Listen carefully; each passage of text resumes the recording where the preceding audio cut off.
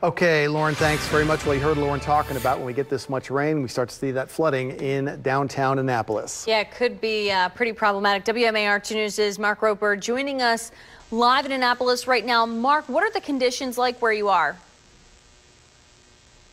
Well, right now we are at St. Mary's and Compromise, where you can clearly see the flooding that Annapolis had over the weekend. I'm going to step out of the way so you can take a look. There are a lot of cones out, police are out, crews are out. High tide hit at 6:20 this morning, so the city closed Dock Street and Compromise Street. Also was closed between Memorial Circle and St. Mary's. There isn't any access traveling from Eastport to downtown Annapolis.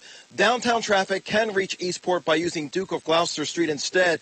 The streets were closed off and on Sunday because of tidal flooding, and Annapolis Police were able to reopen the lanes periodically as conditions improve, but they're expecting this to be a problem for much of the morning commute. The Department of Public Works has traffic alert signs out. One's on Bay Ridge Avenue and Hilltop. Another one's on the traffic island at Bay Ridge Road and Bay Ridge Avenue.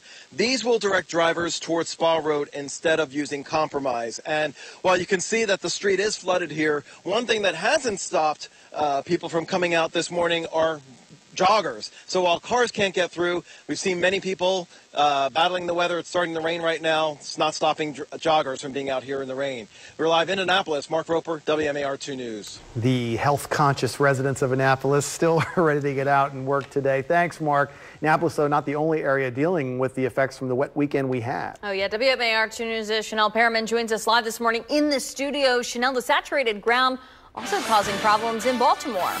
Yes, Ashley, it's something we've been dealing with all summer long. Lots of wet weather. And when it rains a lot, we have to deal with the ground being saturated and causing problems like this, downed trees. And here's a look at that massive tree that was down in North Baltimore over the weekend. This is on St. Paul Street and University Parkway. You can see the tree fell right in the middle of the road, blocking traffic there. Thankfully, no injuries were reported. Also, with the heavy rain, you get problems with flooding. Here's a look at some of the high water on the Jones Falls in Mount Washington. This area is known for flooding in heavy rain, and this time was no different. Ashley and Christian, with more rain in the way, there could be even more problems later on this week.